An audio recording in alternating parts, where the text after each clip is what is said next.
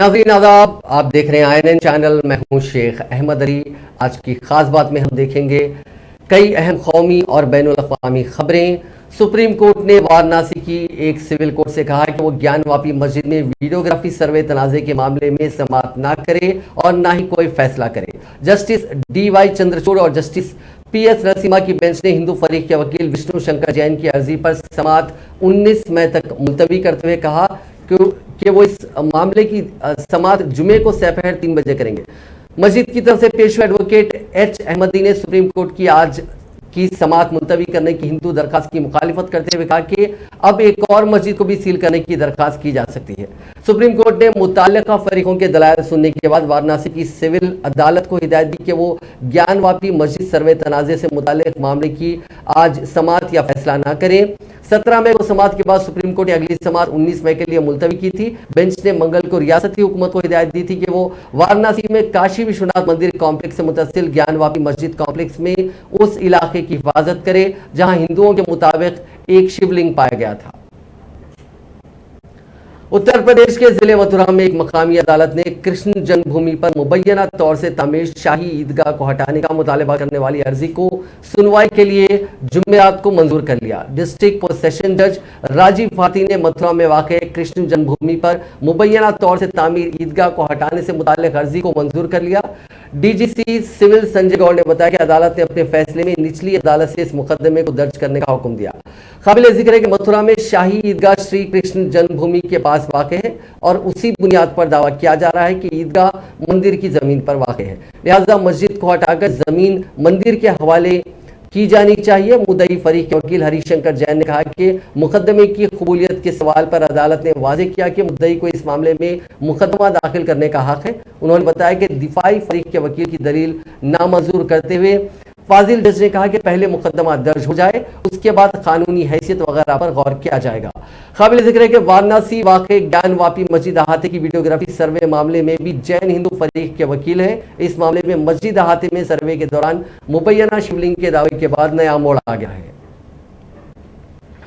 झूठ और नफरत अंगेजी के सहारे मुसलमानों को निशाना बनाने और हिंदुओं और मुसलमानों के दरमियान मुनाफरत फैलाने की दानिस्ता साजिश करने वाले टीवी चैनलों और प्रिंट मीडिया के खिलाफ मौलाना अरशद मदनी सदर जमीयतुल उलमा हिंद ने 6 अप्रैल 2020 को 6 अप्रैल 2022 को दाखिल पिटीशन पर आज 11वीं समाअत हुई, जिस पर सुप्रीम कोर्ट ने आज सॉलिसिटर जनरल के जरिए हेट स्पीच, हेट क्राइम और टेलीविजन खवानीन को चैलेंज करने वाली अर्जास्तों की फेरिस्त दाखिल न करने पर बरहमी का इजहार किया।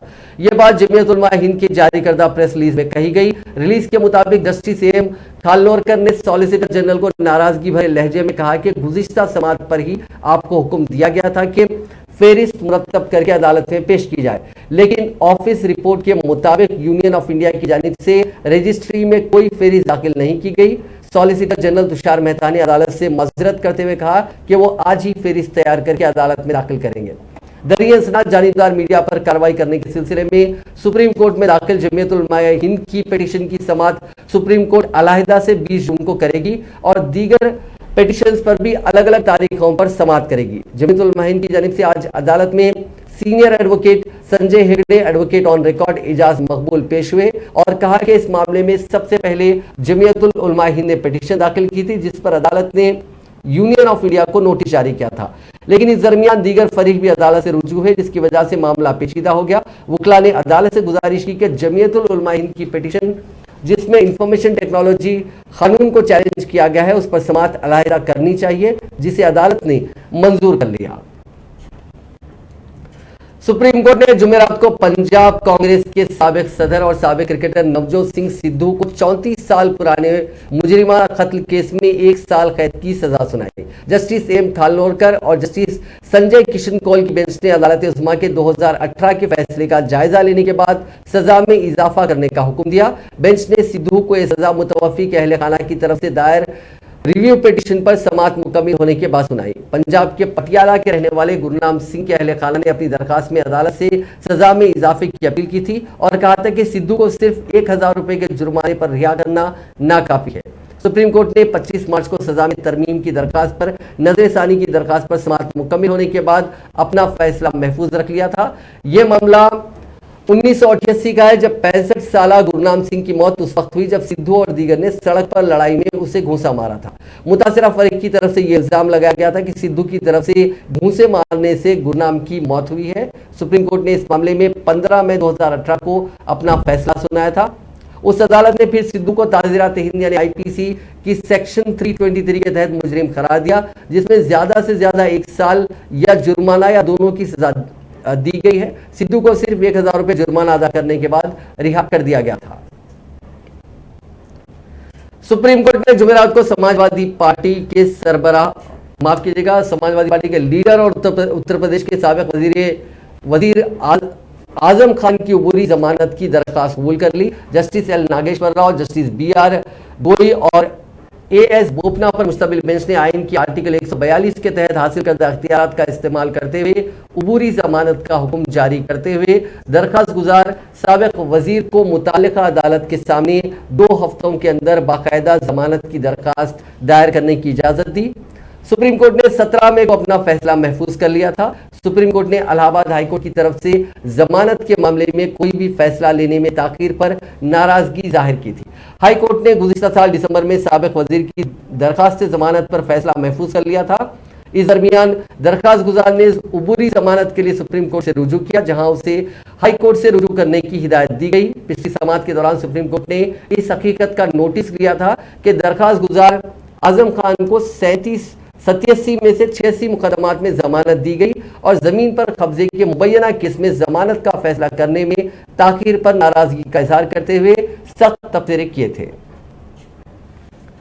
कश्मीर के अलहदगी पसंद लीडर यासीन मलिक को दहशतगर्दी फंडिंग मामले में NIA की अदालत ने मुजरिम करार दिया। रिपोर्ट के मुताबिक यासीन मलिक इस मामले में पहले ही जुर्म का एतराफ कर चुके हैं। NIA की अदालत अब यासीन मलिक की सजा पर 25 मई को समाअत करेगी। यासीन मलिक ने मुकदमे के दौरान उनकी तरफ से पेश होने वाले वकील को खिदमत से फारिग कर दिया था और गुज़िश्ता समाअत के दौरान उन्होंने अपने ऊपर लगाए गए तमाम इल्जामात का एतराफ कर लिया था। दरिया असना समाअत से कबल पुलिस ने इलाके को अपने हिसार में ले लिया। सिक्योरिटी के इंतजाम सख्त करते हुए मीडिया एहलकारों को भी समाअत के दौरान अदालत के बाहर इंतजार करने को कहा गया। ख्याल रहे कि यासीन मलिक पर मुजरिमाना साजिश, मुल्क के खिलाफ जंग छेड़ने, दीगर गैर कानूनी सरगर्मियों और कश्मीर में बदआमनी फैलाने के इल्जाम आयद किए गए हैं। गुज़िश्ता समाअत के दौरान यासीन मलिक ने अदालत को बताया कि वो सेक्शन 16 यानी दहशतगर्दी कानून और दहशतगर्दाना कार्रवाई के लिए फंड इकट्ठा करना, दहशतगर्दाना कार्रवाई की साजिश, UAPA की दफा 20 जो कि दहशतगर्द या फिर किसी तंजीम का रुकन होना और ताज़ीरात हिंद की दफा 120 मुजरिमाना साजिश और 124 से गद्दारी समेत अपने खिलाफ आयद किए गए तमाम इल्जामात में सफाई पेश नहीं करेंगे। मामले की समाअत करने वाली खुसूसी जज प्रवीण सिंह ने यासीन मलिक के खिलाफ आयद जराइम पर सजा के तयन से मुतालिक दलाइल सुनने के लिए 25 मई की तारीख मुकर्रर की है। यासीन मलिक को जिन दफात में मुजरिम करार दिया गया उनमें ज्यादा से ज्यादा उम्र कैद की सजा हो सकती है। मुल्क में पहले ही महंगाई का सामना कर रहे लोगों को एक और झटका देते हुए जुमेरात को घरेलू LPG सिलेंडर की कीमत में 3.5 रुपए फी सिलेंडर और तिजारती सिलेंडर की कीमत में 8 रुपए फी सिलेंडर का इजाफा किया गया। कीमतों में इजाफे के बाद अब मुल्क के तमाम बड़े शहरों में घरेलू LPG सिलेंडर की कीमतें 1000 रुपए से तजावुज कर गई हैं। कीमतों में ये नजरसानी आज से ही नाफिज हो जाएगी। 14.2 kg के बगैर सब्सिडी वाले सिलेंडर की कीमत अब नई दिल्ली में 1003 रुपए, कलकत्ता में 1029 रुपए, मुंबई में 1002 रुपए और चेन्नई में 1018 रुपए 50 पैसे होगी। ये इस माह दूसरी बार है जब घरेलू सिलेंडर की कीमतों में इजाफा हुआ है। इससे कबल 7 मई को 50 रुपए का इजाफा किया गया था। घरेलू सिलेंडर के साथ कमर्शियल सिलेंडर की कीमतों में भी इजाफा हुआ, उनमें 8 रुपए तक बढ़ा दिया गया है। अब 19 किलो के सिलेंडर की कीमत दिल्ली में 2354 रुपए, कोलकाता में 2454 रुपए, मुंबई में 2306 रुपए और चेन्नई में 2507 रुपए होगी। कमर्शियल सिलेंडरों में ये तीसरी तरमीम है। इससे कबल 7 मई को सिलेंडर की कीमत में 10 रुपए तक की कमी की गई थी। ताहम पेट्रोल और डीजल की कीमतों में कोई तब्दीली नहीं हुई है। कांग्रेस ने कहा है कि LPG सिलेंडर की कीमत में मुसलसल इजाफे से खवातीन को सबसे ज्यादा नुकसान हो रहा है और हुकूमत से उसकी कीमत कम करने का मुतालबा किया जा रहा है, लेकिन वो कीमत घटाने के बजाय उसे बढ़ा रही है। महिला कांग्रेस की सदर नीता डिसूजा ने जुमेरात को पार्टी हेडक्वार्टर्स में एक प्रेस कॉन्फ्रेंस में कहा कि हुकूमत ने कीमत कम करने के बजाय आज एलपीजी सिलेंडर की कीमत में ₹3.5 का इजाफा कर दिया। गैस सिलेंडर महंगे होने की वजह से मुल्क की घरेलू खवातीन चूल्हे की तरफ आने पर मजबूर हो रही हैं और अब गांव में खाना पकाने के लिए लकड़ी का इस्तेमाल किया जा रहा है।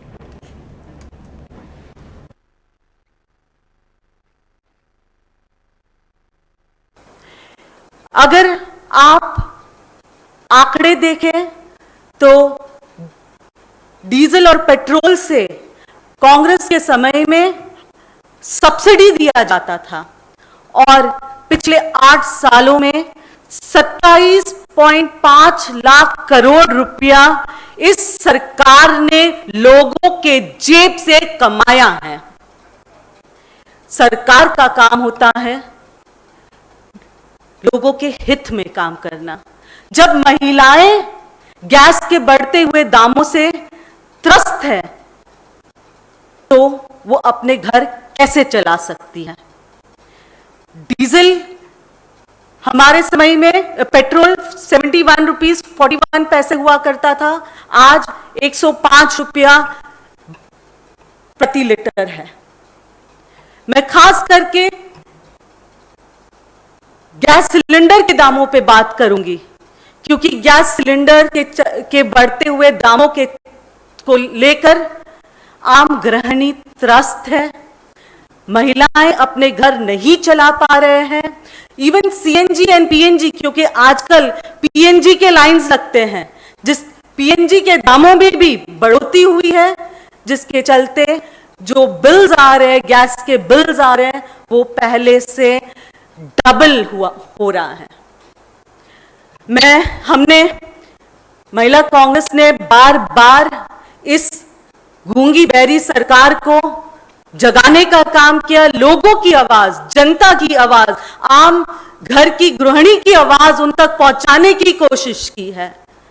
संसद के दरवाजे पे भी जाके हमने संसद में बैठे हुए, सत्ता में बैठे हुए मंत्रियों से, प्रधानमंत्री से गुजारिश की कि वो वजीर आजम नरेंद्र मोदी ने कहा कि हिंदुस्तान एक नए मुस्तकबिल के लिए तैयार मुल्क के तौर पर उभर रहा। हिंदुस्तान पूरी दुनिया के लिए उम्मीद की किरण है। गुजरात के वडोदरा में जुमेरात को नौजवानों के कैंप से वर्चुअल खिताब करते हुए मोदी ने कहा कि हिंदुस्तान आज दुनिया की नई उम्मीद है। हम पूरी इंसानियत को योगा का रास्ता दिखा रहे हैं। हम आपको आयुर्वेद की ताकत से मुतारिफ करवा रहे हैं। हम एक ऐसी कौम के तौर पर उभर रहे हैं जो सॉफ्टवेयर से खला तक एक नए मुस्तकबिल के मुंतजिर है। संस्कार अभ्युदय शिविर का यह आयोजन एक ऐसे समय में हो रहा है जब देश अपनी आजादी का अमृत महोत्सव मना रहा है। आज हम नए भारत के निर्माण के लिए सामूहिक संकल्प ले रहे हैं, सामूहिक प्रयास कर रहे हैं। एक ऐसा नया भारत जिसकी पहचान नई हो, आधुनिक हो, फॉरवर्ड लुकिंग हो और परंपराएं प्राचीन मजबूत नींव से जुड़ी हुई हो। ऐसा नया भारत जो नई सोच और सदियों पुरानी संस्कृति दोनों को एक साथ लेकर आगे बढ़े और पूरी मानव जात को दिशा दे। आप किसी भी क्षेत्र को देखिए, जहां चुनौतियां होती हैं, भारत वहां उम्मीद से भरी संभावनाएं लेकर प्रस्तुत हो रहा है। जहां समस्याएं हैं, भारत वहां समाधान पेश कर रहा है। कोरोना काल के संकट के बीच दुनिया को वैक्सीन और दवाइयां पहुंचाने से लेकर बिखरी हुई सप्लाई चेन्स के बीच आत्मनिर्भर भारत की उम्मीद तक वैश्विक अशांति और संघर्षों के बीच शांति के लिए एक सामर्थ्यवान राष्ट्र की भूमिका तक भारत आज दुनिया की नई उम्मीद है। दुनिया के सामने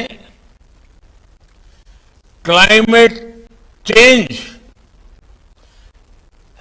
ऐसे खतरे मंडरा रहे हैं तो भारत सस्टेनेबल लाइफ के अपने सदियों पुराने अनुभवों से भविष्य के लिए नेतृत्व कर रहा है। हम पूरी मानवता को योग का रास्ता दिखा रहे हैं। नई कौमी तालीमी पॉलिसी को मुल्क के रोशन मुस्तकबिल का दस्तावेज करार देते हुए मरकजी वजीर दाखिला अमित शाह ने कहा कि ये हिंदुस्तानी इक़्तिदार में मौजूद तालीमी निज़ाम के तस्वुर को मौजूदा वक्त के मुताबिक ज़मीन पर उतारने की कोशिश है।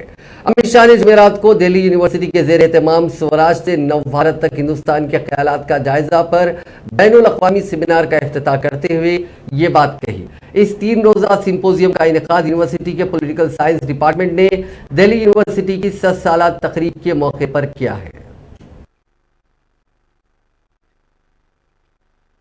रक्षा के क्षेत्र की बात होती थी तब 2 ही देशों की बात होती, अमेरिका और इजराइल, जो अपनी सीमाओं की सुरक्षा के लिए हमेशा सचेत और चौकन्ने रहते हैं। आज वो 2 देशों की सूची में तीसरा नाम जुड़ गया है। हमारे महान भारत का नाम जोड़ने का काम नरेंद्र मोदी जी ने। पूर्वोत्तर के अंदर ढेर सारे हथियारी ग्रुप थे। ये 8 साल के अंदर 9000 हथियारी ग्रुप के एक्टिविस्टों ने हथियार डालकर मुख्य धारा में आए।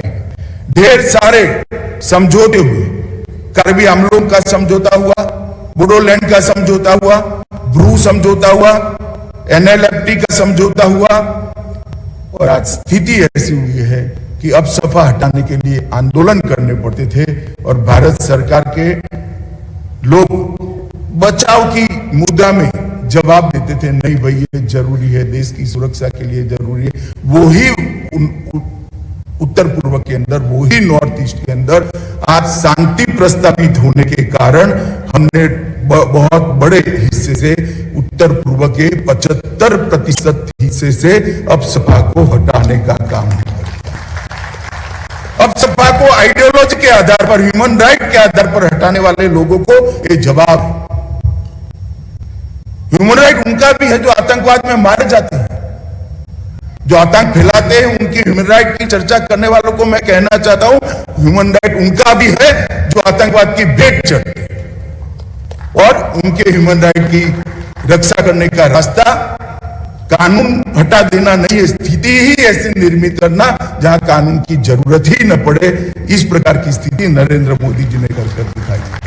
धारा 370 और 35 से हटाना सालों से, ओहो क्या हो जाएगा, कैसे होगा, कैसे कर सकते, क्या होगा। मोदी जी ने 5 अगस्त 2019 को चुटकी बजाते हुए उसको कर भी दिया।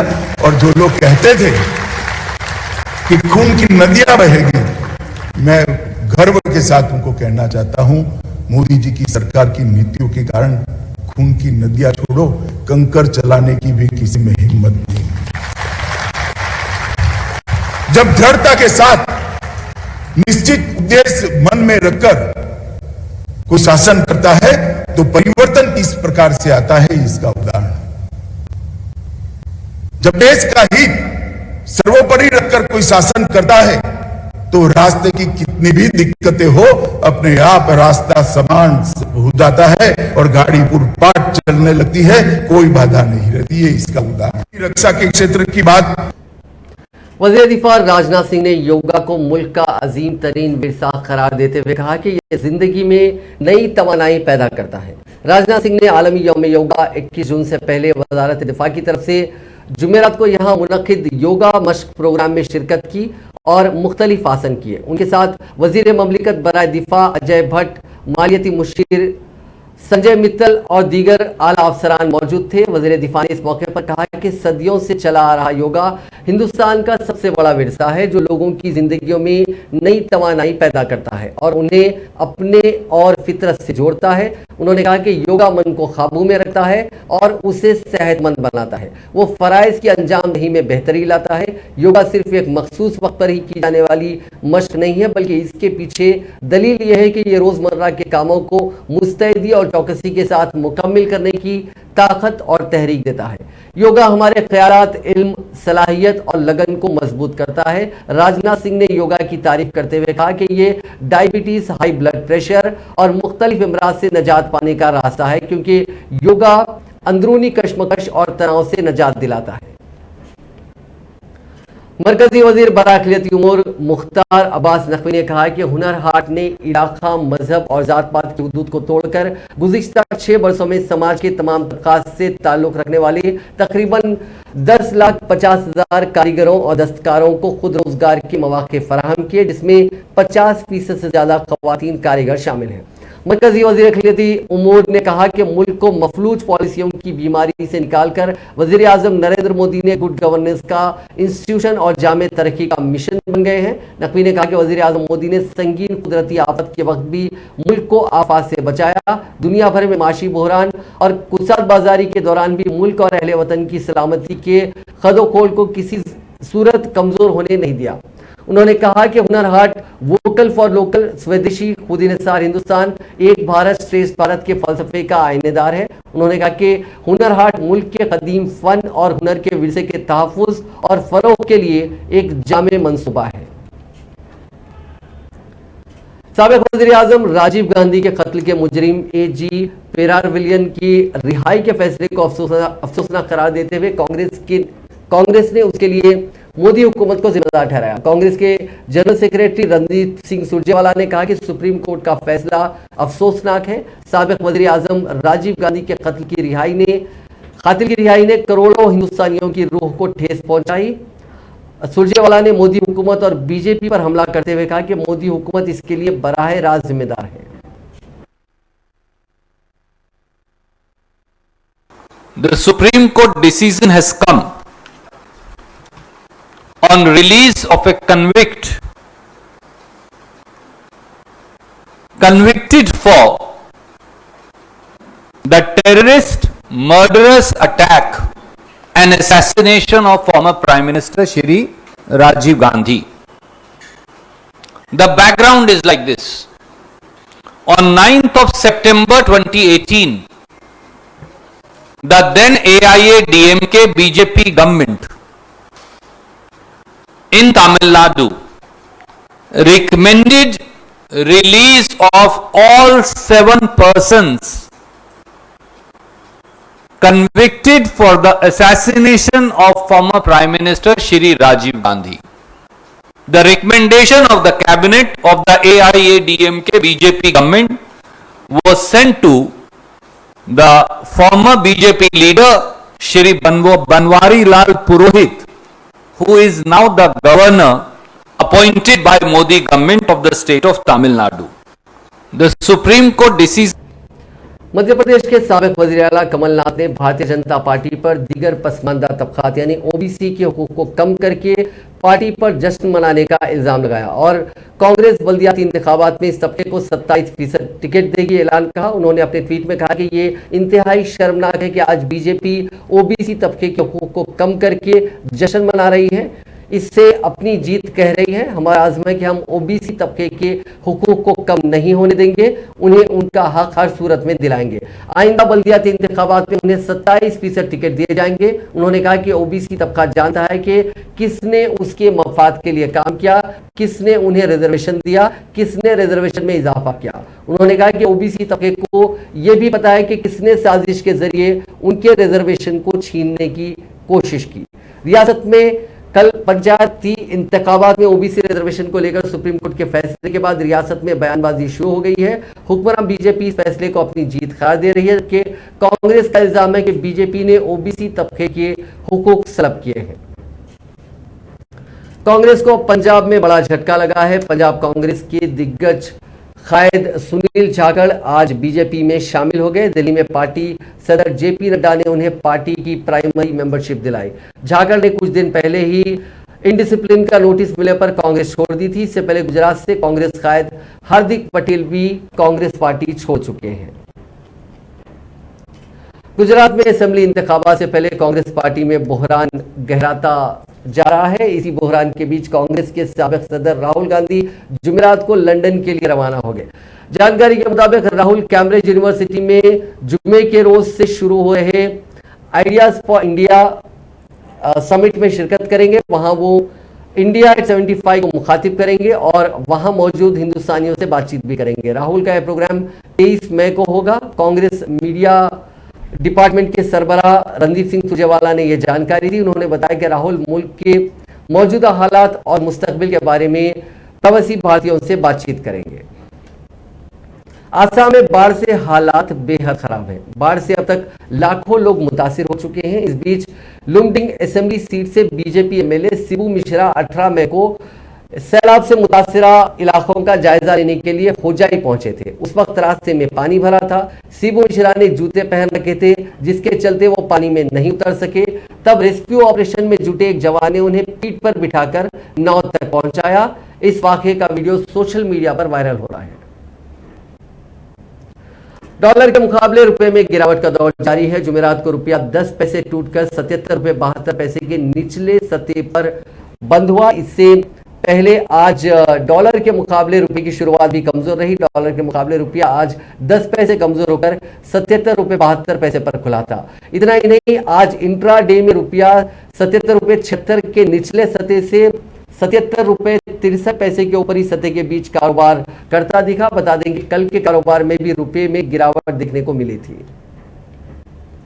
ब्रिटेन के बाद मंकी पॉक्स वायरस अब अमेरिका में भी पैर पसार रहा है। कनाडा से लौटे एक शख्स में चाशुमे के रोज इसके इन्फेक्शन की तस्दीक हुई है। यह अमेरिका में इस साल मंकी पॉक्स का पहला केस है। गौरतलब है कि पिछले कुछ दिनों में ब्रिटेन, स्पेन, पोर्चुगल और कनाडा में भी इस बीमारी के दर्जनों मामले सामने आ चुके हैं। मंकी पॉक्स बीमारी एक ऐसे वायरस की वजह से होती है जो स्मॉल पॉक्स यानी चेचक के वायरस के खानदान का ही रुकून है। मंकी पॉक्स 1970 में पहली बार एक बंदर में पाया गया था, जिसके बाद यह 10 अफ्रीकी मुल्कों में फैल गया था। 2003 में पहली बार अमेरिका में इसका मामला सामने आया था। 2017 में नाइजीरिया में मंकी पॉक्स का सबसे बड़ा आउटब्रेक हुआ था, जिसके 75% मरीज मर्द थे। ब्रिटेन में इसके मामले पहली बार 2018 में सामने आए थे। एक्सपर्ट्स के मुताबिक ये बीमारी काफी तकलीफदा है, लेकिन ये तशवीशनाक भी साबित हो सकती है। फिलहाल मंकी पॉक्स ज्यादातर मिडिल और वेस्टर्न अफ्रीकी मुल्कों के कुछ इलाकों में पाया जाता है। 6 मई को ब्रिटेन में मिला पहला मरीज नाइजीरिया से ही लौटा था। एक रिपोर्ट के मुताबिक अक़वाम मुत्तहिदा ने मुतनब्बा किया है कि यूक्रेन पर रूस के हमले से जल्द ही आलमी ग़िज़ाई बहरान पैदा हो सकता है, जो सालों तक बना रह सकता है। जनरल सेक्रेटरी एंटोनियो गुतरेस ने कहा कि बढ़ती कीमतों के सबब गरीब ममालिक में जंग ने ग़िज़ाई बहरान को बढ़ा दिया है। रिपोर्ट के मुताबिक अगर यूक्रेन से बरामदगी को जंग से पहले की सतह पर बहाल नहीं किया गया तो कुछ ममालिक को तवील मुद्दत तक बहरान का सामना करना पड़ सकता है। जंग के सबब यूक्रेन के बंदरगाहों ने फराहमी में तखफीफ की है, जो कभी बड़ी मिकदार में खाना पकाने के तेल के साथ साथ मकई और गेहूं जैसे अनाज की बरामदगी करता है। उससे आलमी फराहमी में कमी हो गई है और मुतबादिलों की कीमत बढ़ गई है। अक़वाम मुत्तहिदा के मुताबिक आलमी ग़िज़ाई कीमतें गुज़िश्ता साल की यकसा मुद्दत के मुकाबले में तकरीबन 30% ज़्यादा है।